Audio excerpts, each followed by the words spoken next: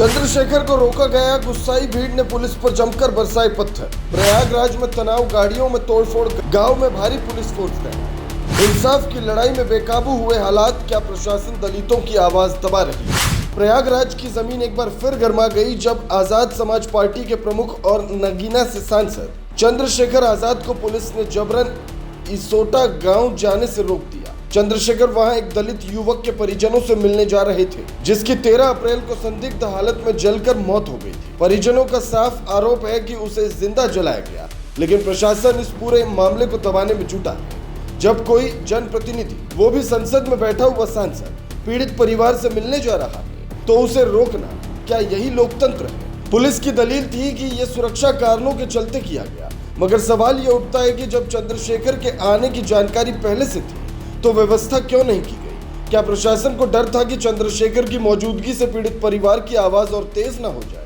क्या यह कोशिश है कि दलितों की पीड़ा को दबा दिया जाए और सच्चाई सामने न आए? इस घटना के बाद आजाद समाज पार्टी के कार्यकर्ता भड़क उठे। पहले से इसोटा गांव में मौजूद सैकड़ों समर्थकों ने जब सुना कि उनके नेता को गांव में आने से रोका गया तो गुस्सा फूट पड़ा।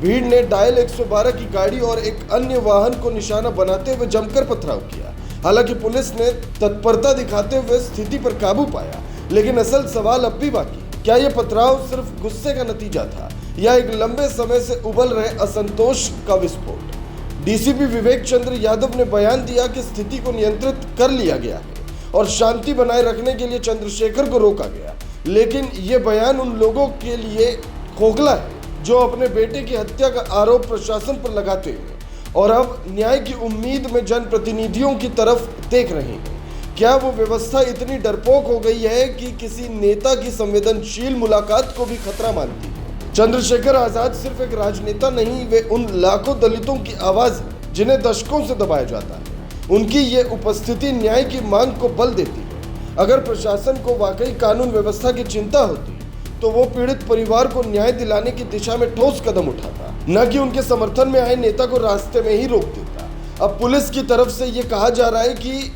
जो लोग उपद्रव में शामिल थे उनकी पहचान की जा रही है और उनके खिलाफ केस दर्ज होगा, लेकिन क्या पुलिस उन लोगों की पहचान भी करेगी जिन्होंने इस लड़के को जलाया, या फिर यह पूरा तंत्र सिर्फ प्रतिरोध करने वालों को ही अपराधी साबित करने में जुटा रहेगा? वर्तमान राजनीतिक माहौल में ऐसे कदम बेहद खतरनाक संकेत दे रहे हैं। ये देश अगर सच में लोकतांत्रिक है तो किसी सांसद को रोका नहीं जाना चाहिए, खासकर तब जब वो संवेदनशील सामाजिक मुद्दे पर पीड़ित परिवार से मिलने जा रहे हैं। ये न सिर्फ जनता के प्रति बेईमानी बल्कि संविधान के प्रति भी अनादर। इस घटना ने एक बार फिर साबित कर दिया है कि दलितों की लड़ाई आज भी अधूरी है। जब तक न्याय मांगने वालों को रास्ते में ही रोक दिया जाएगा, तब तक देश में समानता और न्याय की बातें केवल भाषणों तक ही सीमित रहेगी।